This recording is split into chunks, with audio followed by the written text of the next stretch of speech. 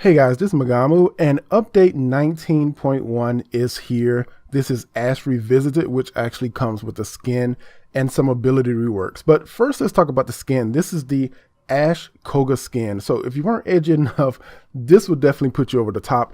Notable mention, I want to thank Frozen Balls for giving me the idea for that Genji look. That's definitely in for this year. And the second cosmetic that we got is the Nakana Ryu skin, which Nakanas already have enough skins, but this definitely looks cool and it's going to be one of my favorites if I want to rock the Nakana. Now, let's talk about the ability changes. So first of all, smoke screen. You can now move while doing smoke screen, going invisible. You can do it while bullet jumping through the air. You can also cast your smoke screen while sliding. So this is definitely a huge mobility buff to Ash, especially since Loki can already do these things. And the next thing is teleport. So instead of only being able to teleport to enemies and friendlies before, now you can teleport to anything that has health. Now that's going to be something like crates, which is actually pretty interesting. You can teleport to a crate. There aren't a lot of crates in most maps, especially with your team exploding and even with abilities, but the few crates that are there, you can teleport to them. What's really cool is you can teleport through a fan now. Not really sure what's the utility or the use of that, but it's actually really fun to go through a fan. It'll freak your teammates out. Now, you can't teleport to resources or other stuff like that, so this is still very limited.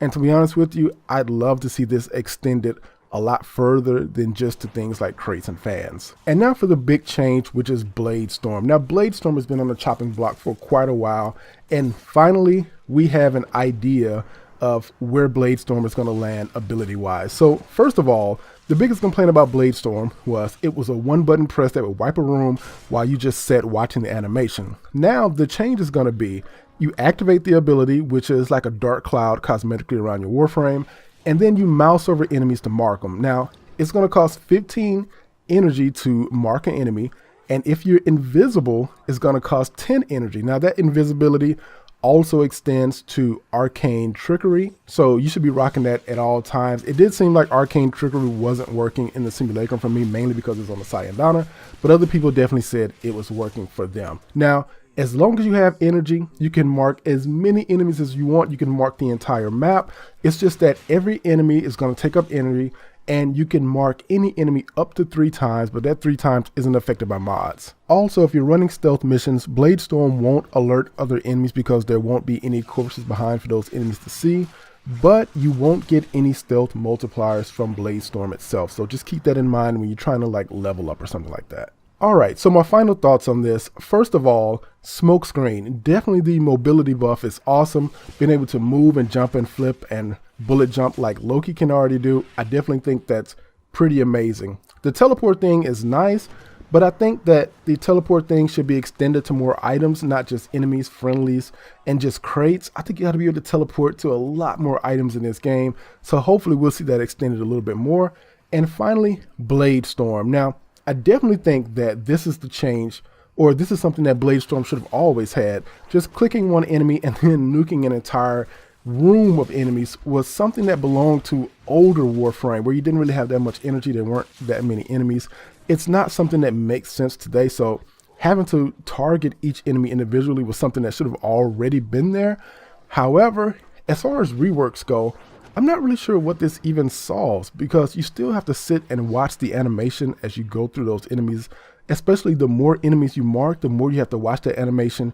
If you mark a small number of enemies, like one enemy, then you can see the time difference where you're just sitting back watching those clones go to work. And then there's the energy cost, because the more enemies you mark, the more this is going to cost, significantly more than old Blade Storm cost. So that's definitely a nerf when it comes to energy. And the stealth energy cost reduction, if you go invisible and then you spend energy to mark those enemies, it seems to be pointless the fewer enemies you mark. So if you mark less than 4 enemies, you got to take into consideration the cost that it actually took to cast invisibility. So it's not the most energy efficient thing overall. So in that aspect, it kind of feels like a nerf.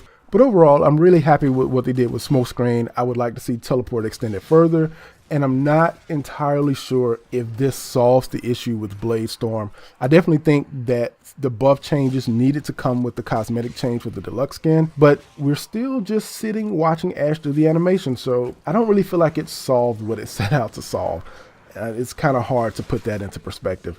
All right, well, that's my opinion on it, and I'll see you guys on the next video.